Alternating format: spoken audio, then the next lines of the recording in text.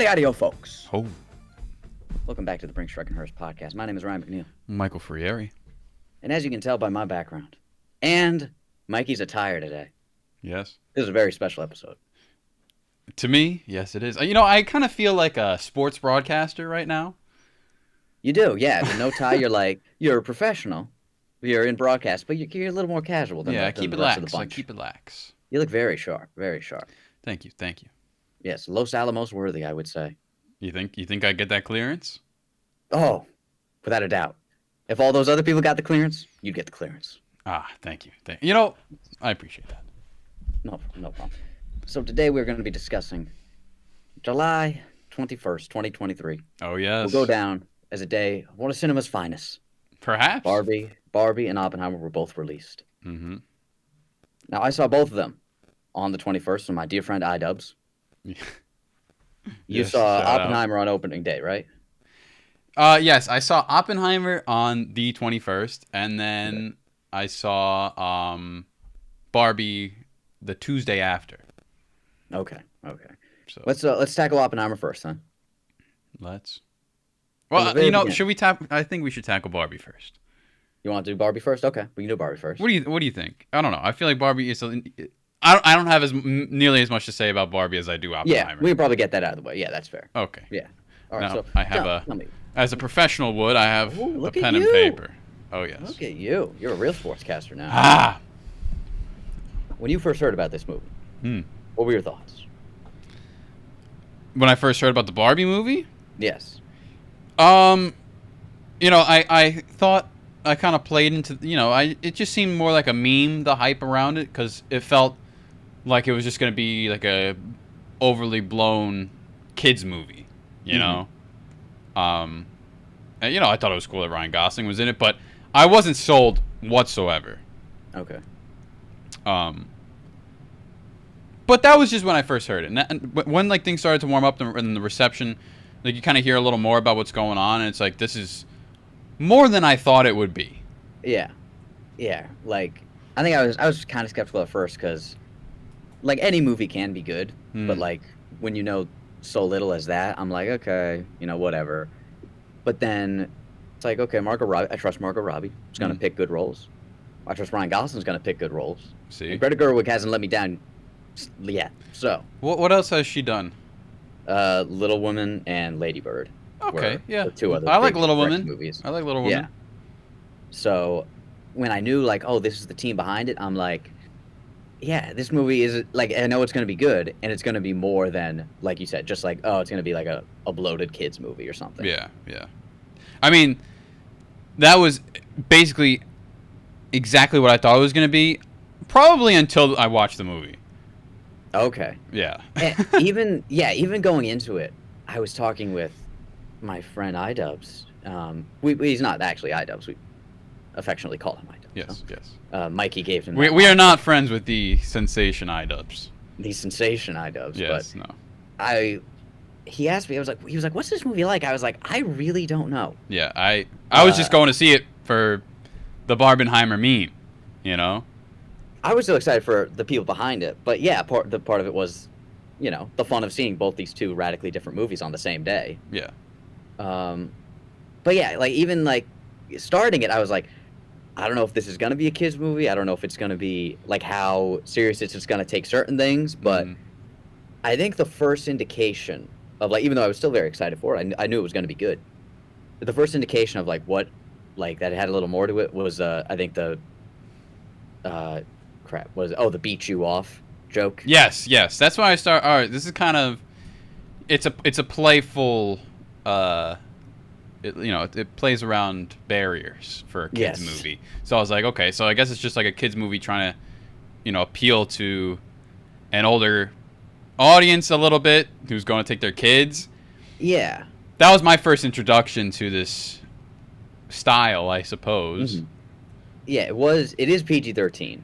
Yes. Which, like, but like, this is still a movie you can really show kids and should show kids.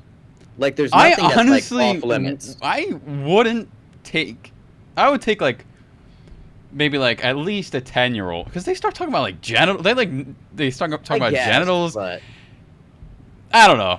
I mean, yes, I Still though, Actually, 10 years no, old. I Like, shouldn't say that. I think little kids can see this because all like the beat you off and the genital talk, that'll just go right over their heads and they won't care because yeah, everything's pink. You know.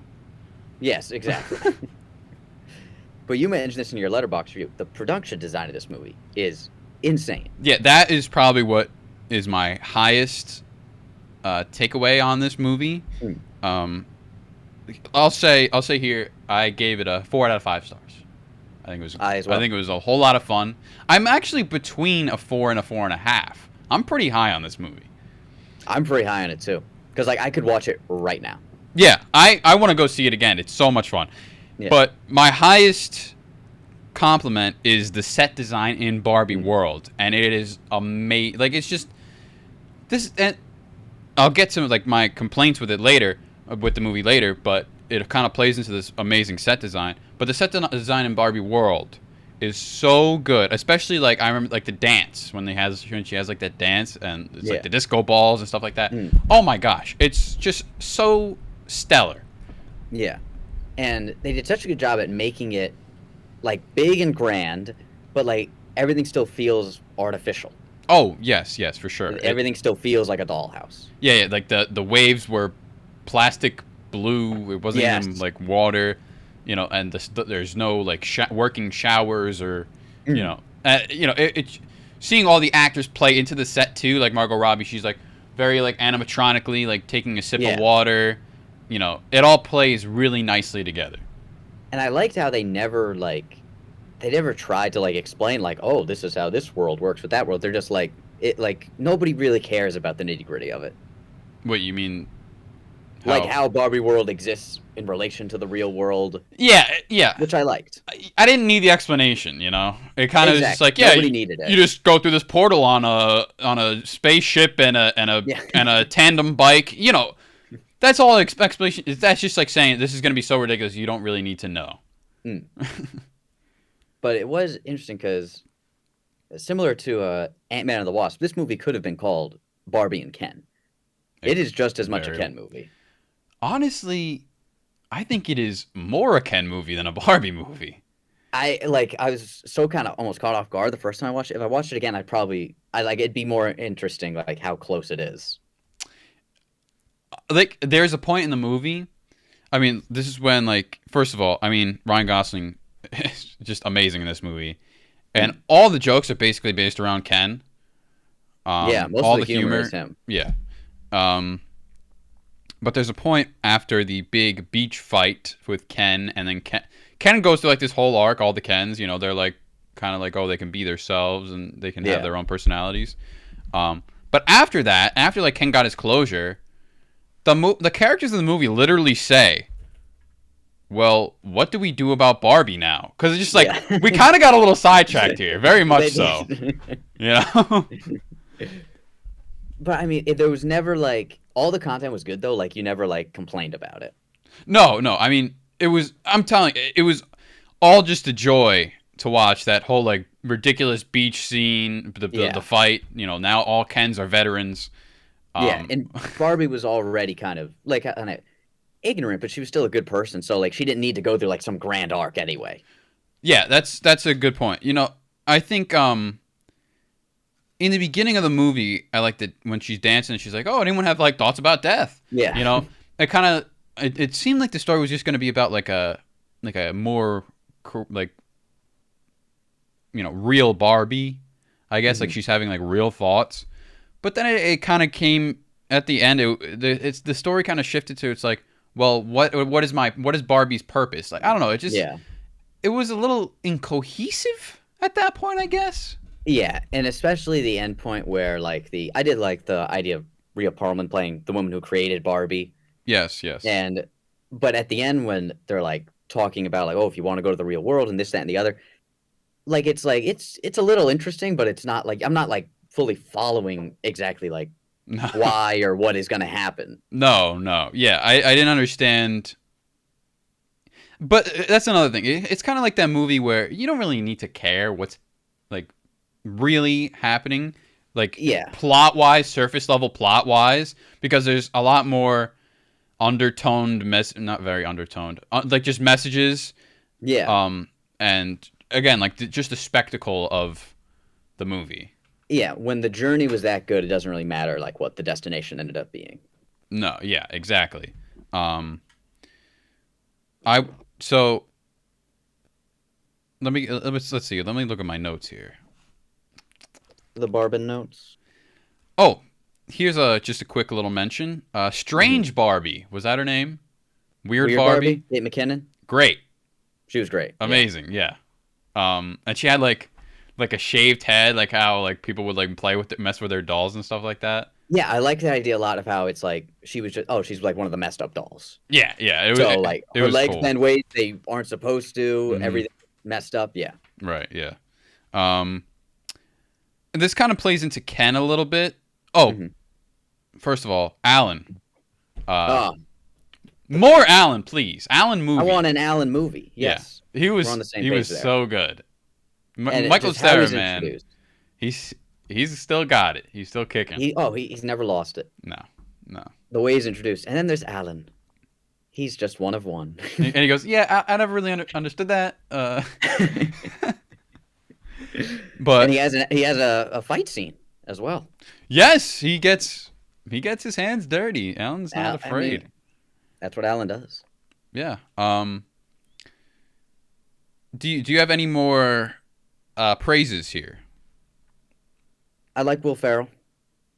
Really? I thought, I yeah, thought I this like. was a weaker Will Ferrell outing. I mean, I didn't think his character didn't have much to do because he's like kind of an antagonist, but he's still supposed to be like joke, joke, joke. Yeah, yeah, yeah. So it was a weird combo, but overall, I liked him and all the guys rollerblading to try to get there, Yes, and yes, yes. overall, I liked his presence. I guess. I Okay. mean, I there's no one else. I was like, oh, this could be better with someone else. Uh, I totally forgot What? our fellow man of the sea, John Cena. Yes. Did you know he was in this? I didn't. I knew he was in it. Okay. Opening day, people like started mentioning it, so Okay. I was 'Cause expecting him. I did not expect him to be a mermaid though. neither did I I. thought he was gonna Dua be one Lipa. of like the corporate guys. Oh, okay. Dua Lipa was the mermaid, and then when everything switches, The it's merman. Mr. Cena. Yes, yes. The kid in front of me when it happened screamed out, "John Cena" at the top of his lungs. Good, good. I Good. appreciate Yeah, that. yes, it's a good man right there.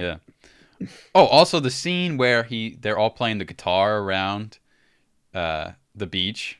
Oh yeah, singing the was it Matchbox Matchbox 20 20, song? yeah. Oh god, So yeah. good, so good. And then they're like switching up, and he's like, "Oh, who you texting?" And he like snatches his phone. And goes, Mm. "Hmm, Ken." And I was talking to my brother. I said the Sublime joke is probably the hardest I have laughed in a theater, maybe ever, Exactly. honestly. I never laugh, and I was like the only one laughing at that. Honestly, it was a little My strange, but it's like my one of theater my was pretty favorite good jokes I've ever seen happen on screen. because I thought I knew exactly what the joke was gonna be. Yeah. Because he has like the saloon doors, Uh huh. so I thought he was gonna like close them and then like bump his fist, thinking she can't see. Yeah. But he walks all the way around the corner so you can't see him, and then just Sublime, and then slowly walks back around. One of my favorite moments in all of. I think like this is one of the funniest movies I've ever seen. To be honest. It's pretty damn funny. Yeah. And Gosling commits so hard Yeah. in the best way possible. He's still like basically in character during the press tour. Oh yeah, yeah. You could see he's just having so much fun with this. You know. Yeah. Um. What was I gonna say? Uh. I mean, I forgot. But I liked how it wasn't. They kind of like do it early, where Barbie thinks it's the little girl who like needs her help, but it's yeah, actually the yeah. mom. I was like, I liked how they didn't just like that wasn't supposed to be like some big twist. They were just like, oh, it's this, and that's what we're rolling with. Yeah, that's a good point. I'm gonna say this. This is my biggest issue with the movie, and that is I could have done completely without the real world. Yeah, I wasn't sure how much real world was going to be in this, Yeah, but I agree where you could have managed to get a story where, it could have just been a Barbie world story. You know, yeah, you could have like done that. a Ken could have been corrupted in Barbie world, and You could have had someone from the outside world come to Barbie world, or and it still stays there the whole time. or you could have just had the explanation that like, oh, the Barbies and Ken dolls, they're all influenced by who's playing with them, and just let it be that. You know. Yeah, that could be interesting. Yeah, I just didn't care for it. Took again. This is what I'm saying. Like the set design is so good in Barbie World. It lost a lot of momentum once we got Yeah, into the real world, and it just felt I I don't know. It felt unnecessary. And then we I had like a Chevy commercial in that car chase scene. I agree. Even a car chase, I was like, this isn't exciting because I like Barbie World that much. It Yeah. has so much more energy and pop to it. Mm, yeah. It kind of felt like Tenet at that point, A little bit, a lot like Tenet. which is funny considering the director. But yeah. And I'll also say that although this is a hilarious movie, one of the funniest movies I've seen, the comedy does get a little in over its head. It kind of pushes itself a little too much. There are times where the joke works 2 times, and then the third time it's like, all right, we get that part. Yeah, yeah, exactly. Yeah, That's where I'm saying like Ken kind of is a little too focused on where it's like, all right, I get it, you know. yeah. um, but all in But all, it was, yeah, like I said, I could watch it right now. It's fantastic. It's the type yeah, of movie where it's just like if you don't know what to watch, like, oh, this is fun. I'm excited to rewatch it. Yeah, And it just I would say a little more could have been done with Margot Robbie as Barbie. I feel like she kind of just takes like a little bit of a back seat. I don't know. yeah. I feel like when they were writing it, they were probably, I guess they probably just like hit a wall with Barbie, Yeah, but I guess because so. like her story concludes like basically when America Ferrera gives the great big speech about feminism, where it's like to be a woman in the real world, and they like all realize like the mindset they have to have and like knowing their worth and all that stuff. Which Yeah, is that like moment is like one of the biggest reasons you should show this movie to kids. right. But again, that happens like I don't know, like an hour into the movie. So then I feel like they're Yeah. like, all right, we have to we have to do Ken stuff for the rest of the way. They kind of handle all like the big points very Yeah, early on, like the plot all the twist of the parent. yeah, all the important stuff like gets taken out of the way pretty early, Yeah. and then they're like the last half hour is just fun with Ken. Yeah, I found this movie to be like it flew by. I'll say Oh that yeah, me too. because there's just you know a lot. There's a lot going on, and it's a lot of enjoyable things to watch going on. Oh yeah, Um, you know, especially when you're in Barbie World. It's sensory overload to the point yeah, that yeah, and no every shot like goes too quickly. It feels like. right, yeah. It kind of. That's why again, we could have done without the real world because I wanted to just I just wanted to be enveloped in the Barbie world. Yeah, and it was almost 2 hours. Like they could have done a Barbie World movie, like strictly in Barbie World, and it's like 90 minutes instead of 114, which what it is. It's only 114, really? Yeah, it's under 2 hours. Wow. Wow. Yeah, Yeah. I'm not I think a they sequel cram could. they cram a lot in that 2 hours. Yeah, they of course they definitely do. But I think a sequel is something that could be looked into. Yeah, I think it all depends upon like if Greta Gerwig wants to do it. Because if she's on, then I think Yeah, everyone will she's come kind of back. what is she like a she's not really a sequel, you know. Yeah, I think she's pretty art housey Yeah. in like the best way possible. I don't know if it'd be anytime soon because I believe she's doing 2 Narnia movies. Narnia. What? Yeah, I believe First so. I'm hearing of this shit. Yeah, I Fucking believe love she's doing Narnia. Narnia. Holy crap. Okay. you, Anyways, do you have any more final thoughts on Barbie? um no, I think I'm sitting. Oh, I will say this actually. I went to go see this with Nikki and Mhm. her friends. So seeing, like I said, like I'm a 4.5 maybe, but Mhm. seeing how they all reacted to the movie, like they were all crying by the end, stuff like Yeah. that. Seeing how like just seeing other audiences react to it kind of makes me. That's like what's kind of pushing me to the 4.5. Yes. Uh, Which is one of the valuable things about the theater experience is you get to see how other people feel about it in real time. Right, yeah, yeah. I mean, And and everyone's coming dressed up, stuff like that. I was wearing full yeah, pink too. It was just a whole lot of fun. I did not wear this to Oppenheimer, no, you but should have. I definitely should have. But it was a great Barbie was a great movie experience. I mean, It was. and that's a theater experience. I wouldn't. I would not have wanted to first watch this at home. No, I think it enhanced the movie itself. I definitely agree. And And it was shortly before the movie started. My friend actually asked me, he was like, "Is this a musical?" And I was like, "I don't think so, but it might be." yeah, Because it's. there's numbers that they're like coordinated with, and then Mm, there's "I'm Just Ken." But other than that, no. oh, and do we really Banging need to talk soundtrack about though. I'm Just Ken? Because talk I about mean, it's got to win. It's either that or Peaches for best original song at the Oscars. let's just so Ryan Gosling now has City of Stars and A Lovely Night under his belt, along with I'm Just Ken and that Matchbox 20 song. I mean, at that point, he probably passes McCartney for the greatest musician of all time. Yeah. Hey, I mean, He's the Goss. yeah, we're just stating facts here. I mean, I mean, he is me. I am him. I mean, it's just every time we see a Goss movie, heart goes a flutter. you're lucky I didn't dye my hair for this first. Oh shit! Mm, mm, Just go mm. that Snow White. Yeah. So, shout out to Greta. Shout out to Mm, Margot. Shout out to the Goss. All did a to the phenomenal Goss. job. Mm. So that is the Barb in Barbenheimer. Now we move on to the Heimer, which Mikey has so passionately dressed for. Yes, I'm very excited to talk about this movie. Very excited. I know you have. So I saw this first on the Yes, 21st, yes, yes. Ryan saw it and a few hours before me. I think you yeah, were watching Barbie when I was watching Oppenheimer. I believe so. Yeah. Yes. And at the end of it, I said, "Wow." And I think that's the best way I can put it. I was, and still am, just in awe of how well put together this movie was. Oh, I mean, for sure. It's very meticulously crafted Hmm. because there's like two plots basically going on the entire time. Where one, it's leading up to the bomb, to the making of the bomb, and then after the bomb is tested, and they kind of just gloss over the dropping in Japan because you know what happens, obviously. Yeah, and I Um, liked how they didn't dwell on it. yeah, it was just like a quick radio message.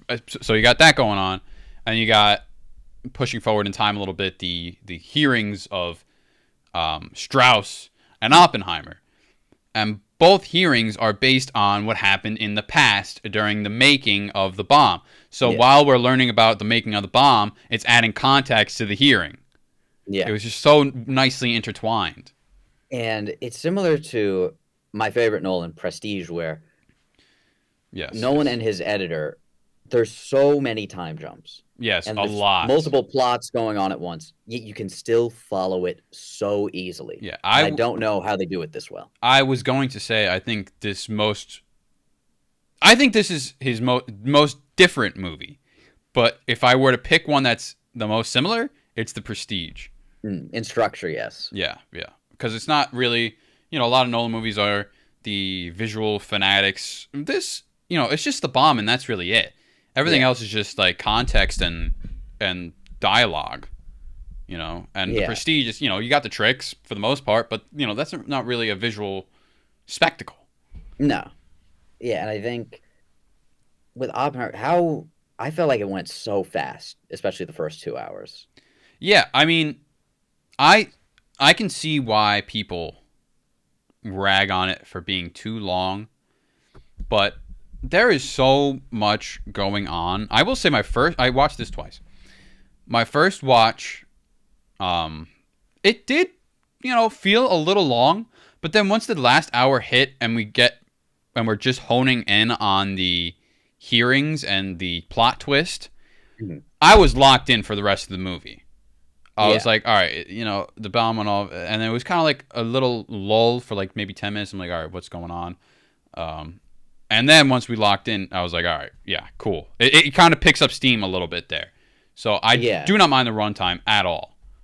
no, and Um, like, yeah, anyone who like is like, oh, and there's no movie that's like like genuinely too long, especially when there's something like this that like has to cover all its bases. Like, Exactly. Like you look at movies like, say, I don't know, 2001: A Space Odyssey. I mean, that's shorter, but God, that drags so much more. Because yes, yeah. exactly. Or you look at like The Godfather or Lawrence of Arabia, like all these really long movies. People Mm, really don't complain any like yeah. down the If it, line once the movie's been out for a while. oh shit. Oh, advertisement. Oh, No problem. once the movie's out, it's just like, yeah, it's long, but I'm still, it's still fucking good. Yeah, if stuff's good, it's earning that runtime. Yeah, and Like, I'm not gonna complain if everything in it is perfect. no, because there's so much to. Jesus Christ, what? What? It's a This tight guy end. was like throwing like Tide Pods around. There's so much to cover. So in my second watch, it did feel quicker Okay. because I wasn't focused on what's happening as much because I knew what happens visually Mhm. but I was more focused on what's being said because there's a whole lot you got to pay attention to. Yeah. And like you said, a lot to cover. I think that was one of my biggest things uh in the in between meal between Oppenheimer and Barbie. I told my friend I was like, it like when I was trying to rate it, I was like, it covered like all its bases. Exactly. The science, the politics, the war, like Mm-hmm. there's nothing missing really. I'm not gonna act like I'm an expert on any of those things, but like there was like it felt like so comprehensive in Yep. terms of telling a true story. Yeah. I mean, it and it lets you know that this really isn't about the bomb. It's No. just about him. Mm, Which is why I guess the movie's called Oppenheimer, mm, and it covers everything you need to know for the story, not for the world events. Obviously, yeah. it's just what Nolan is trying to tell you. There really no gaps, no holes. It's cohesive through and through. Mm. Do you think Killian will get his Oscar for this? Because his performance in this is Dude, I mean, insane. if he doesn't, that will be a huge, huge snub Mm. because I wrote it down here. Might be one of the best leading performances I've ever seen. Probably next to like Daniel Day-Lewis in There Will Be Blood. Mm. He's It's amazing. it's just I think, and maybe the Oscar, the best supporting Oscar.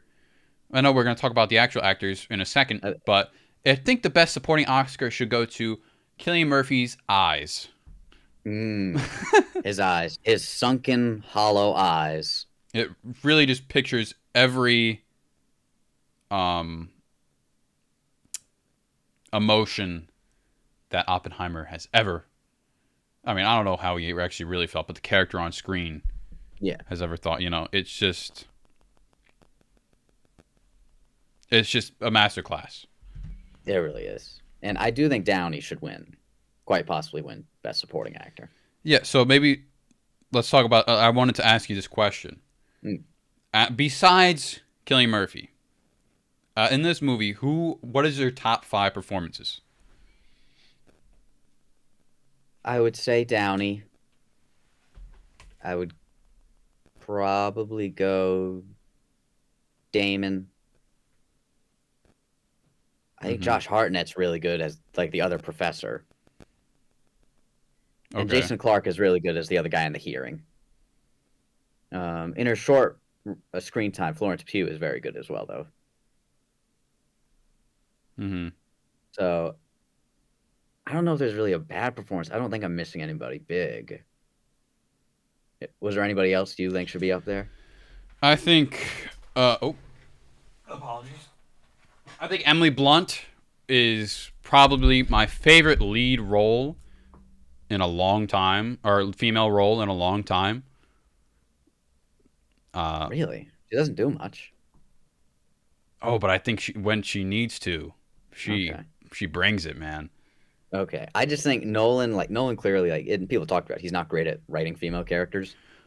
And every No, scene in this movie, she's just like, oh, she's she's just sitting. drinking again. She's sitting She's in the drinking. corner first of all for like the first half of the first maybe like Yeah. 45 minutes, and then it's like, oh, he meets her, and then she's just like a drunk who just lets her baby cry. Yeah, they never. She has like one introduction scene, and then every other scene, they're like, is she like either has a glass or her flask Yeah, falls on yeah. the floor? But then she steps up big time. Yes, her big scene during the hearing is great. Yeah, and at the end when she doesn't shake Teller's hand, I was like, ooh, Yes. chills. Damn, Chills. that's how I want my woman to stick up for me. Okay. You know, minus the child neglect and the Minus alcoholism. alcoholism. Also, I think Matt Damon's kind of getting a little overlooked. Yeah, I bet it's just because people like they kind of expect this performance from him. Like it's not surprising. It's not standing out. Still very, very good though. Right. Yeah. I But think at the end of the day, like Groves and Oppenheimer probably have the closest relationship. Like they go through the most stuff together, probably.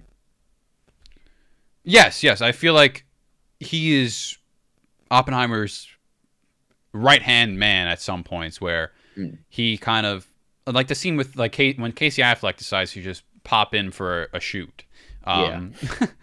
he like defends him. He sends him away.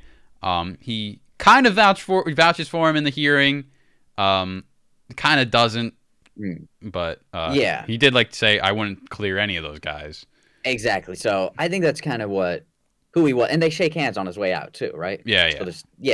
So they show they're still on good terms, but that is kind of who like the straight lace. That's very true to his character. He's not gonna like truly stand up for one guy more than anybody else, but he's gonna give an honest answer.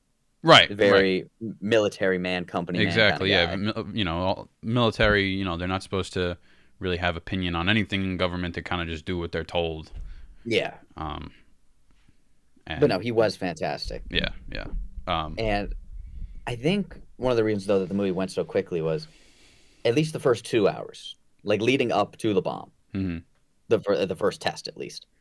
There aren't really scenes. Like there's just moments. Exactly. Like it's like you just go from one thing to the next. It bounces so much, and you kind of just have to you're piecing together what point in time we are at, like in the middle of that scene. Yeah. But it's never to the point where it's like frustrating or confusing. Nolan gives you like a fun puzzle to solve, which makes the time go by quicker. Right. Yeah. Like when Oppie. Can I just say it's a little? I find it a little funny that they call him Oppie in the movie. Yeah.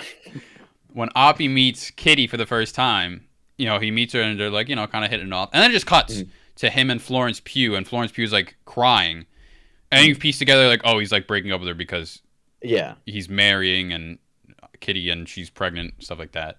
So you kind of need to like piece what's going on, and like the same thing with when they cut forward in time. It's like you kind of takes you a second, other than seeing like it's either black and white, which is usually much more. Oppie's not there. Yeah, Oppie's not there, or it's much more present in time, or he's just like old. Other than that, you kind of just need to know, but from context, where we are. Usually, it's like them talking about like the hydrogen bomb, stuff like that, or after the fact when he's like going to see Alfred at the like whatever I forget what it's like called that RDJ like appoints him to, like some like school or something. I don't even know. Oh yeah, I think he was like a president of a university. Okay. I don't know what university, but all right, yeah. One thing that did confuse me a little bit was they say part of the feud between Strauss and Oppenheimer. They say like Strauss thinks like, oh, he just wanted the fame. He wasn't thinking about the consequences, and he felt like they had to build more bombs to match the Russians. Yeah. But Oppenheimer didn't want to help on the hydrogen bomb. Oh, we're back to Barbie. Wow. But it was a little confusing, the thing about where they like, oh, he embarrassed him at the hearing. That was a little ridiculous. They kind of they don't say like why he was brought in or what he said. They just like say like, oh, we embarrassed him at the hearing. And it doesn't really explain why he's embarrassed. Yeah, like you just see everyone laughing and him not. Yeah, like Oppenheimer's he's like getting big laughs at that hearing, and I guess there were Strauss's expense. Yeah, something like that. But it does show how egotistical Strauss is, and it explains well why he does what he does, because he's just so into himself and his image. Yeah. And it was kind of a cool, because I didn't know like what that hearing was for like Strauss at the end, but it was from a cabinet position in the White House, which was kind of an interesting twist. It's not like, oh, he's on trial for something, like they're trying to crack down on Oppenheimer and his clearance. it's another like interesting way to tell this story about just the consequences for all these people. Right. Yeah. And Um. at the end though, like what, like they vote for Oppenheimer to, like I forget what like the point of like the whole hearing with Oppenheimer was. Like they're getting more information Okay. about Los So Alamos, but I think the two hearings, the black and white hearing where Strauss is being held in front of a yeah. board and Oppenheimer in the room, I think they're the same hearing for clearance because they're just like denying them. They're not like convicting them for anything. They're just denying them clearance. I think it was the same exact hearing just for the two other people because at the end, at when like all the votes are in for Strauss, he just goes, "I'm denied." He's like, "Yeah." So I think it was both just for clearance, and they saw. Well, no, they say RDJ's was, they say like reassuring him. Alden Ehrenreich says like, "Oh, no one's been denied a cabinet position since 1925 or whatever." Oh, he was trying to be in government. Yeah, Okay, that makes more sense. That whoever, makes more yeah, sense. whatever, I don't know, Truman or whatever president was like putting him in his cabinet. Yeah, okay, that makes sense But because Rami but Malek then, says he shouldn't be in any form of government. yeah, but you have to like jump through hoops and like be qualified to get there. Okay, And okay. then this Senate committee turned him down. Oppenheimer's thing, I think it was like to have certain kinds of government clearance or something. I think his security clearance for like working on bombs and stuff, it was up for renewal, Okay. so they had to have a Oh, hearing. okay. I think it was mostly for like the hydrogen bomb stuff like that. Oh, Um, okay, just to like have access to yeah, any government resources, government documents, and all that stuff. yeah, yeah. It was just So they up for dug renewal, through his so past. they, yeah, yeah. Um, uh, did you what? I mean, what did you think of the twist? Now that we're on the subject, What twist? that Strauss orchestrated everything. Oh, like we knew they were feuding. It was nice how they showed like how certain things did it. How he Right. was like, "You write this letter to this guy," and then he'll set off this chain of events, kind of. Yeah, it was very well explained too. I think. Because I did like how it's like, "Oh, there's tension there. Hmm. Oppenheimer's in this hearing. You think stress has nothing to do with it?" Yeah. Once you see that scene, you view him in like a much different light. And you almost feel bad for And you Oppenheimer kind more. of think they're like friends for the most part, because like he like speaks on him well. He like Yeah. gave him that opportunity at like the university, whatever. When they're first introduced, you see them meet and they're friendly, and Yeah. but he did Strauss does say, whatever he said to Albert, Albert would not even meet my eye. Mm, he was very mad. We'll talk about that later. But Albert was mad. but yeah, I think once I heard that twist, I was like, oh, there's much more to this like just boring hearing stuff than I thought. Mm. You know, there's a lot like riding on it, and a lot more going. And like it was like really cool how like it showed okay like all the defense in Oppenheimer's or all the persecutors in Oppenheimer's thing. They have like this whole like clearance book. The defense had nothing. He just had like a little notepad. He had Roger Robb, the guy that kind of looks like Chandler Bing, Okay. come in and kind of skew everything. But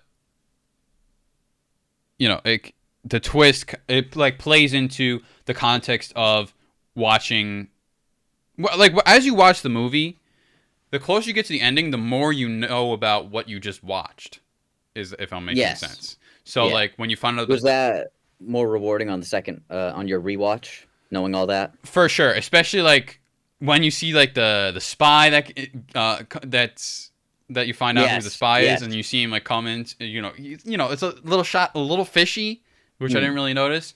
And just seeing like how the whole Oppenheimer hearing is set up Mm. is kind of really cool because you know you see just how impartial everything is, or impartial. No, that's the wrong word. How biased everything is. Yeah. Um, and I think, like I said, this definitely benefits from a rewatch because you need to hear about all this context and then you see all this that was revealed at the end of the movie. You can see it all come to life and like you can see the clues and piece together. Yeah, I feel like most Nolan movies are like that, where Yeah, for sure. you're probably gonna enjoy it the first time, Hmm. but you'll get it more the more you watch it. Right, right. Like say like Interstellar, something like that. Um, Yes, definitely Interstellar. yeah. And this also, that's similar, a little similar to Interstellar. This made the complicated science somewhat understandable. Yes, yes, very.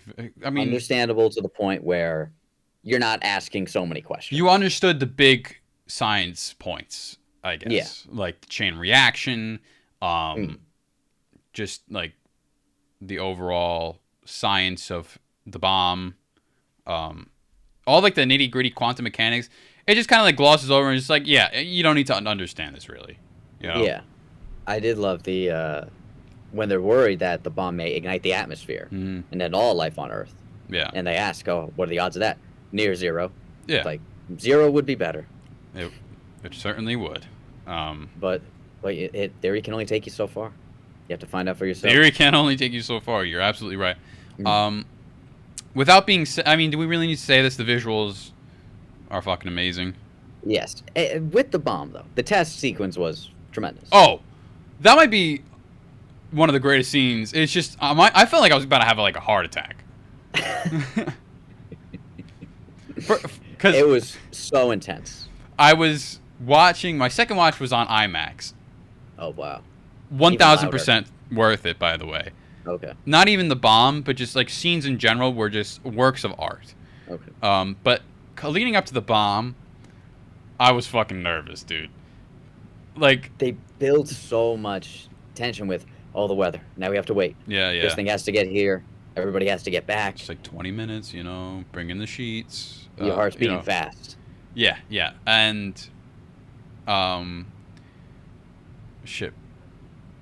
What was I gonna say? And like, so I come into the movie. I'm sitting down before the movie starts, and the sounds for the previews come on, and it's loud as shit. And I turn to Nikki. And I go, oh boy, I was so nervous. That bomb is about to blow out your eardrums. And the bomb. I mean, luckily I knew when the bomb goes off. Like Yes. when you hear it. But still, Um, I feel even if I rewatched it right now, though, like it's the white flash catches Yeah. you off guard, and then the loudest noise you've ever heard also catches me off guard because they don't come next to each other. My first watch when the bomb goes off, I was like kind of like I was kind of like getting ready, Yeah. and then it was just complete silence, and then I was still like, all right, sound it's gonna travel a little bit, so I'm gonna Yeah. wait. But then it went on for like a long time where it was just quiet. And I go, Yeah. oh, I guess he's just not gonna have a boom, and then it goes off. I was like, holy Yeah, shit. yeah. I jumped too. Yeah, it's just so good because you're listening to dead silence, and then you're listening to probably like the loudest movie sound I've heard in my life. And no matter what the sound was, it would have caught you off guard because of how silent it was before. Yeah, yeah, exactly. But I do think the loudest scene goes to when he's The in like that music, room. some of the music in this, by the way, like Tenet, is like louder than the dialogue, and you almost can't hear what Oh, they're saying. I do. Yeah, I have to say it drones out the dialogue so much. Yes. It's such a problem. It's still a great score. Happy to listen to that music. I will say I think but this sometimes might I can't be hear what they're saying. yes, and it also didn't help my first watch the theater. The speakers were just only like it just wasn't like a great sound. It Okay. was very muddled. It was Okay. much better. It was much better in IMAX. So it goes to show it wasn't really just the movie's fault. Okay. But yeah, I'm gonna say this though. The soundtrack, I'm very high on the soundtrack here. I think it might be better than any other Nolan soundtrack. Oof, I'd have to give it another listen. This has. I've been it listening has to it a- on repeat. It has a lot of great stuff, like start to finish. Yeah, yeah. It's got the Dark Knight theme is damn good. Time and Inception's good. This is probably better than like Interstellar. So, Yeah, I mean, you know how high I am on Interstellar. I think the soundtrack's better Yeah. than Interstellar. Yeah, Um, and this guy he does a good job at like it's Hans Zimmer-esque, but nothing feels like a ripoff. Right, right. And everything enhances the scene you're watching. Nothing really takes away. Yeah. But it plays like just about like 80% of the movie. It's a Yeah, lot. and that helps. And I realized that too, like through the first like hour and a half, I was like, not only are there not scenes, there's just moments, but the music is also making everything seem so much faster. Yeah, yeah, for sure, for sure. That's why I don't remember what it was, but the first time you like have a conversation with no music, it's like you're like hyper focused. Right, right. You understand so much more. Is it what were you gonna say was the loudest part of the movie though? Was it something with the When music? he's like telling everyone that they dropped the bombs, and like they're in the auditorium, Yes. and like all their feet are stomping. Yeah. You hear like That was loud. him like imagining like the horror, and like you hear like screams, and then eventually you hear like a big boom again, which Yeah. that got me twice, both watches, because Oh yeah. yeah. And you could and then it like cuts to complete silence, and you're just seeing people scream, and it'll cut back in.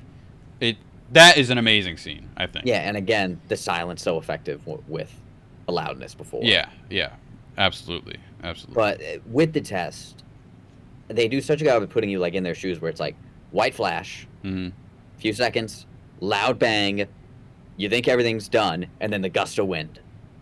Right. They put you in such a good like mindset of like at that distance, you still get this effect. You basically feel like you're in Los Alamos testing this thing. You basically feel like you're one of the scientists at that point, because you can kind of you feel the boom, you feel the wave of wind.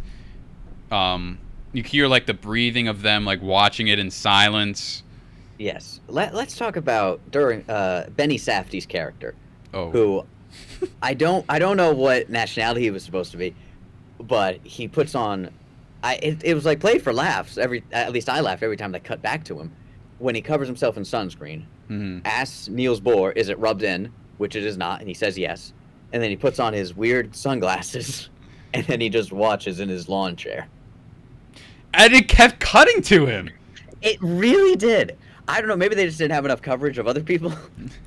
But he has a lot of screen time in this movie too. Yeah, he was a lot more of an important character than I thought, because most of the scientists that he brings in was kind of just like there to like fill the room, basically, and to emphasize like it's not just one dude figuring all this out. Yeah, and it shows like he also because he introduces the topic of like the hydrogen bomb.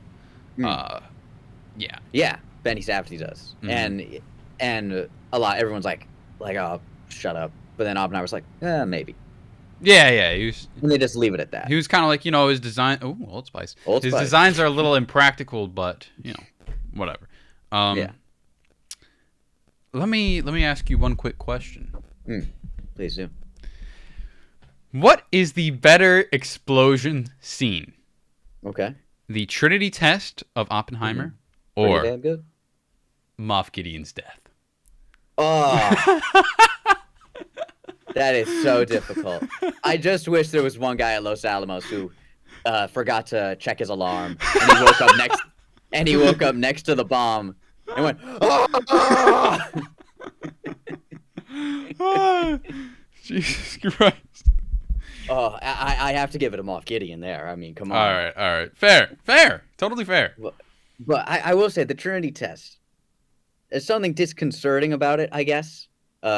Is they did it practically. Yeah. Nolan said they did the explosion practically, but he won't tell anyone how he did it, which just really doesn't sit right with me. A little concerned about that. I'm a little concerned because Nolan is the kind of guy who would go to low places to make a movie. Yes. I mean, who knows? Maybe he got like security clearance to drop a. That's true. I don't know where they filmed this. I'm assuming some Western states. But yeah, I'm assuming Los Alamos has such bad radiation that no one can even get near there, though. Yeah, it's strange actually, because I was watching like videos of like some guy like just like going around Japan, and Hiroshima and Nagasaki, they're like full blown cities still. Really? Huh. Which is very, and I wouldn't even like travel there as a tourist. Maybe enough time has passed. Yeah. I suppose, but like I know sometimes you can still get like rare forms of cancer from Yeah. those places. Maybe it's not anymore like, oh, just everyone's gonna die. Right. Yeah. But Oh, I bet there's still a calculated risk. let me say this actually too.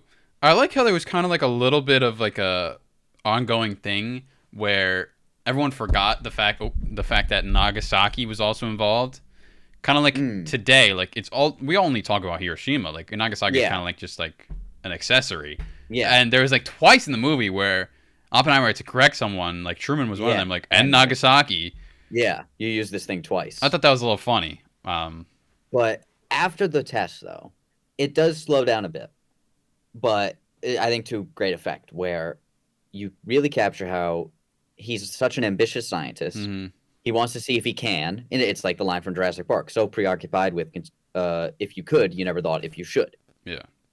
And you see him wrestling with this idea and how he wants saying like how it's used, but it's obviously out of his hands at that point. Hmm. Yeah. And maybe the scariest scene in the movie is when they're all sitting in like that kind of room with like a general who's like deciding where to drop the bomb, and he's like, "We took his cities of significance off the list, and I took Kyoto off the list. That It's was my a honeymoon. honeymoon there." It's like, oh, you're just the slimiest bastards Yeah. Yeah. that put some of this stuff in play. Yeah. I think the entire movie is just terrifying in a way. Oh, it is. Um, like I You talk think. about having a heart attack. The ending, like I thought I was having a stroke. Oh, I wanted to save this, but we'll talk about this right now. The end might be my favorite ending to a movie I've ever seen.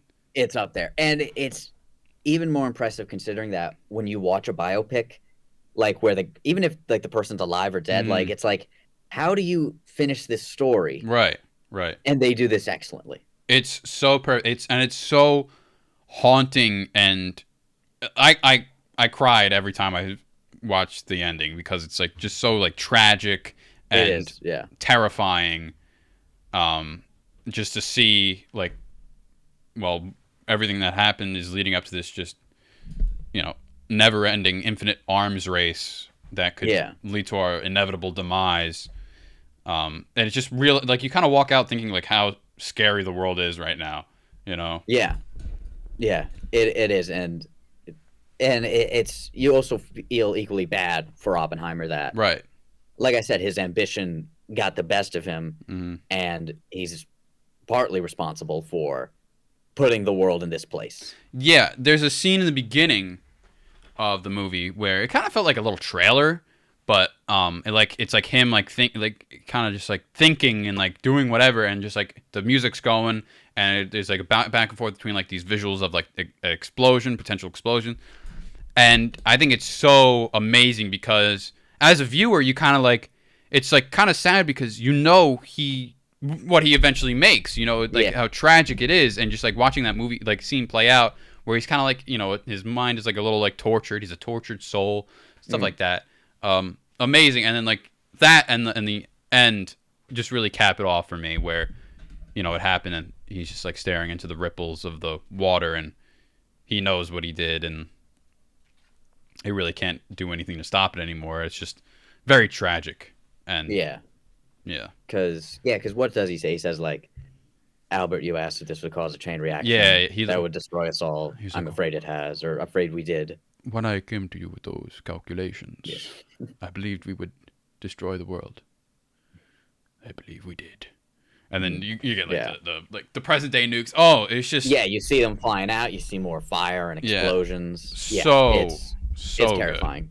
so good. Yeah, And and the music that goes over it is amazing. oh yeah, yeah. That's where the score like really like it really stuck out even more. Right? Yeah. Like when I listen, Uh, because like I said, I've been listening to the soundtrack just on like Spotify. When that song mm, comes on, oh my gosh, like I get chills just because of the context of the scene and stuff like that. yeah, and I think Nolan's obviously very uh careful about like what the first shot of the movie is, and the Hmm. first shot of the movie is rain. So I Yes, think it's supposed to yes. be a contrast, something so pure and natural as opposed to the destruction of fire. And on the second watch, it showed like the first few seconds is like the rain, and then like the ripples in like a puddle, Mm. obviously referencing the chain reaction to end the Oh yeah, world, and when he's like looking at the lake at the end scene. Um, yeah, it was so meticulous. Yeah. Well I mean, crafted. we're just still in awe of it. I mean, there's so much you can say and so little we can say aside from everything's so good in it. Other than the scary scenes of the bomb, were you as terrified as I was to find Albert Einstein popping up in any chance he can get? Any chance he could get. It got a theater in my laugh when I forget even who gets in the cab, and it goes away, and Einstein's behind it, and he just strolls in. I was like, did he just go to his house? I Like, why thought is he? I thought he's like having a vision. I was the only one that laughed at that in my theater. A I thought he was handful like of people having like a laughed. vision or something of him. Me and iDubbbz It was laughed, just so out of the blue. and my friend said he wanted him to exit the scene like in cheesy movies where a car will pass in front of someone and they're just gone. That would have been great too. Yeah, I But Einstein, they used well because like they used him sparingly, he was done really well, I have to say. and Einstein was like he was obviously a genius, but he was still like a pretty playful guy. Oh, the loop is Yeah. over. Oh, okay. Well, that's fine. I'll go to the beginning. Shout out Mr. Sunday Movies. Shout out Mr. Sunday Movies, but Just go like in the middle or something. yeah, I'm gonna go back to the Flames. Okay. But you still get the idea that like he was such a Einstein was like a playful guy, obviously very smart, but he wasn't like as cold and calculating in real life as he was with his work. Right. You still get right. that sense from him, Yeah. where yeah. Oppenheimer is fully analytical everything. Mm-hmm. Mm-hmm. And I like the fact that you kind of like know it gives a lot of great context on the feelings of Oppenheimer and Einstein towards each other. Where Oppenheimer, like he said, oh yeah, he said publicly like Einstein's kind of past his time, Yeah. and Einstein kind of just thinks Oppenheimer's a little too radical Yeah. in his science. They did shout out the fact that Oppenheimer was one of the first to theorize about black holes. Yeah, that was pretty cool. Yeah, because he says he was like a dead star traps in and of itself. I was like, I think that's a black hole, isn't it? And is that what he proposes the same day Hitler invades Poland? And they're like, oh, you got outshined. Yeah, I think something like that. I think so. It was something he published, and they're congratulating him, but then they're like, oh, sorry, buddy. Also, my dad, he has a bone to pick with this movie. Yeah. There is a fellow named Enrico Fermi in the movie and in history. And Enrico Okay. Fermi is an Italian scientist who was Okay. the basically the creator, the mechanic of the atomic bomb, the father of the atomic okay. bomb or something like that. And my dad hasn't seen it yet. He goes, was there a Italian guy in it? I was like, yeah. It was like one of the guys when he goes to see Chicago he was the guy that was with Rami Malek when we first see Rami Malek.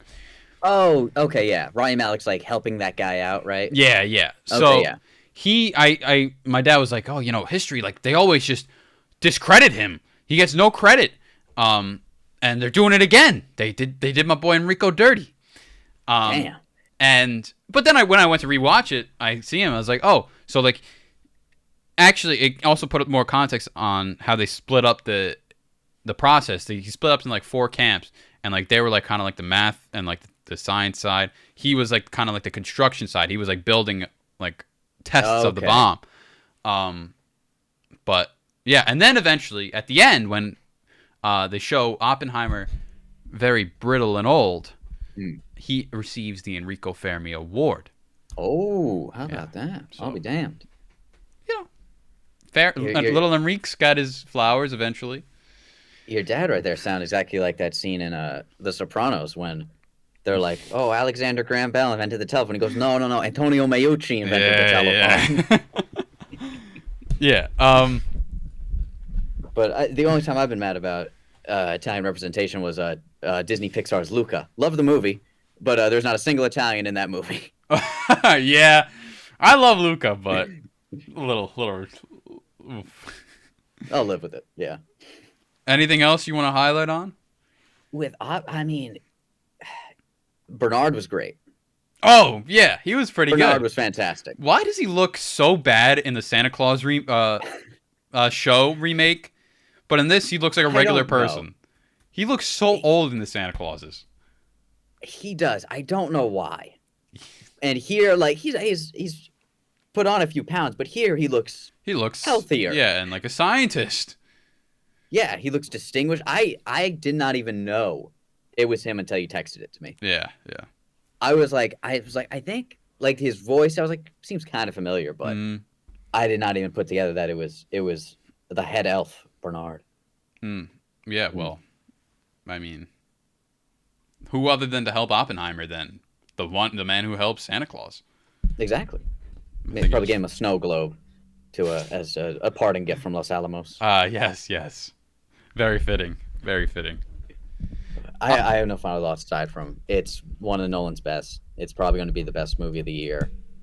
I mean, Yeah. it's a masterpiece. I gave this a 5 out of 5 stars on my first watch, and it remains on my second. This is climbing the ranks very quickly on all fronts on my end. I am Yeah, just so thrilled with this movie. it is another one where I watched it and I was like, I gave it a 4.5, and like I put it on some lists, and like the more time went by, I was like, oh no, it's better than that movie. It's better than that movie. Yeah. Where does it sit on your Nolan list that we made? Ooh, let me take a look here. I also give a shout out to my friend Ethan, Ooh. who listened to our Christopher Nolan episode while he was on a train ride in Europe. So Wow. the BTNH has been played across multiple continents now. God bless. But currently, I have it at 5. 5. What's ahead of Oppenheimer. it again? I know So Prestige, Prestige is Interstellar, one. No, Prestige is one. or Inception sorry, is 2. Inception. I have Dark Knight 3, Memento 4. This might have Memento though. I don't know. Memento's so creative that they go back and forth. They're so different too. It's Yeah. the same director, but they're such wildly different movies. Yes, yes. For me personally, this is my number 2 behind Interstellar. Which Honestly, is maybe your favorite movie ever. I could very well put this above Interstellar. Wow, that is very high praise from you. Yeah, this movie is just becoming very special to me in ways. Just the overall message of the story, the overall. This is probably my favorite theater experience so far, compared to like No Way Home or anything. I would say this is probably my favorite. Yeah. So I could very well put it over Interstellar. I'm not yet. I have it. I could very well move this into my top 4 on Letterboxd. Oh, wow. Yeah. I'm Hold not going on, to do that yet. Just to let recency bias maybe simmer down a few notches. La La Land, Whiplash, One Flew Over the Cuckoo's Nest, and American Pie. Yes. I'm going to take a guess what movie might get pushed out if Oppenheimer goes in there. Okay, go ahead. I don't I think I would guess Whiplash. So it's either between Whiplash or Cuckoo's Nest. Okay. I I knew it haven't wasn't going to be decided. La La Land. No, And it's American not La Pie La Land, brings not American Pie brings too much diversity. Exactly, to the top 4. exactly. You can't lose it. Yes. That's why I'm so hesitant to move it there, because my top 4 kind of just, it's kind of like a badge of honor, your top 4. It is. And while we're here, let's as of the time of this recording, Mikey's most recent ranking is 50 Shades of Grey. He gave it half a star and said, quite embarrassed to be logging this. Yes, that is my 4th half star on Letterboxd. I will not ask a single question about that. Please So, don't. but like you said with Oppenheimer, the message of it all, they do so well at, it's not really pro or anti anything, I guess. No. It's a warning. Yeah, of just like getting too close to the sun. And it's really just a statement of facts, and you interpret it. Yes. You take it how you want. Exactly. Because some people may take this and be like, well, what had to be done was done. Other people say like, very unnecessary. It's caused this chain reaction. Right. Which I think is what the movie leans more towards. But still, there's nothing false in the movie, especially when you look at what Oppenheimer's stance was afterwards and the regret he lived with. Right. I mean, like I said, this is why this movie's climbing up in my ranks so much, because it's so important to me, like how it's just my outlook on the world right now from watching it. Like I would show this movie to my kids. It's almost like a lesson, you know? Yeah. It's It kind of does like a have a lesson to lot of. learn. It has a lot of good lessons in it. Yeah, yeah. That's So for sure. who knows? Maybe the next time we speak, like I said, I want to simmer it down before I give it the top 4. But I mean, The I next bought I time we. bought the book the minute I walked out of the theater. The book's I sitting know right you there. did. I got the. Did you I get the got poster that. yet? This is the poster. It's that picture right in Nice. front of you. It.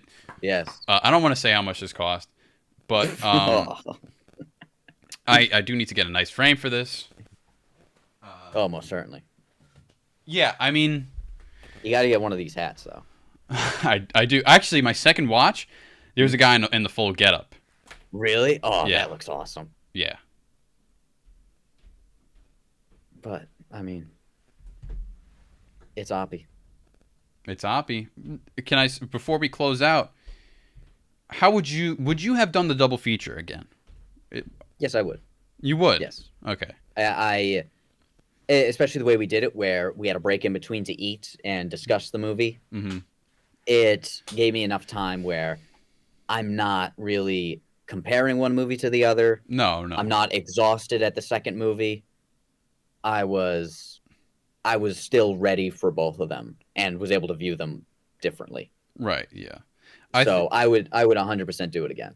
I like the fun idea of seeing the both of them back to back, but I think the days in between that I did were kind of perfect because coming out of both movies, I didn't want to watch another movie for like a few weeks. Like I just wanted to think about what I just saw. That's fair. Yeah. You know, especially Oppenheimer.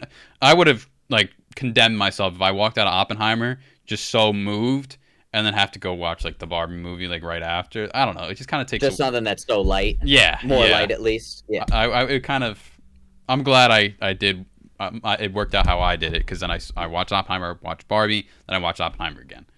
Okay, yeah. I could not be the people who like go from one movie to another one. No, like I can't. Oh my I can't gosh. sit down. Like even if they're shorter movies, like I couldn't sit down Mhm. and then just sit down again. Right. But man, July 21st, legendary day for Hollywood. I'm very, very happy. Very, very Cinema pleased. is back. The theater experience is back The theater experience is back. I will say that. in full swing. I mean, after No Way Home, Spider-Verse, Top Gun Maverick, Mission Impossible's like, I mean, and we got 2 movies that are not franchises either. Nope. Yeah. Just 2 forms of art in tandem with one another, respecting each other's crafts. 100% respecting each other's crafts. You saw the thing of Margot Robbie and Greta Gerwig with their Oppenheimer tickets, and then Tom Cruise and Christopher McQuarrie with their Barbie tickets. And I do feel bad for Mission Impossible because that movie was great. I saw that the Sunday before Barbenheimer. It was fantastic, but it came out the week before this, so it's just not gonna. It doesn't have the lasting power. Tough release date. I am actually working through all the Mission Impossibles. I've never seen them before. Okay. I've just gotten done with 3, which was 3's good. Yeah, 1 and 3 so far have been pretty good. 2 was a little weak.